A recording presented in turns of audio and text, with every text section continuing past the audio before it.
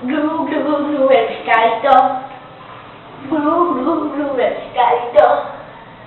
Glu, glu, glu, el pescadito. Glu, glu, glu, glu, el pescadito. Hola chicos, hoy vamos a hacer el cuarto episodio de este programa de YouTube. Espero que les guste.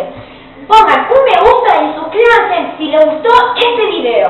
Que hoy va a tratar temas de chistes. Pero nuevos y nuevos. Espero que les guste. Bueno, es un hombre tan pero tan flaco que no tenía ni dedo gordo. Gracias por ese cabeza, está muy buena. Bueno, ahora les voy a decir. ¿Cómo se dice comida rápida en chino? ¿Sabían?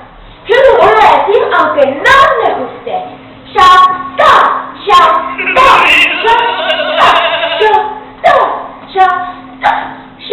está.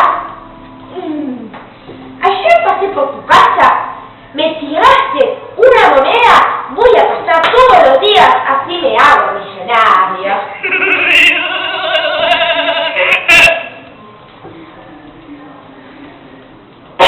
Perdón, está tosiendo. Bueno, ¿cómo se dice lluvia en árabe? Te va a mojar. Mojar, te va a mojar. Lo que dice así en árabe. Qué sueño que tengo. Bueno, sigamos. En español se encuentra un chino y dice: hola. Y el chino dice: las 12:30.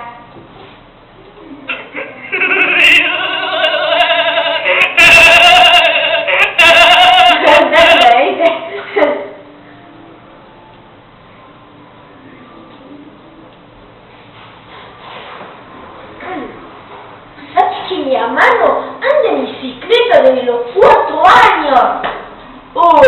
Ya está muy lejos.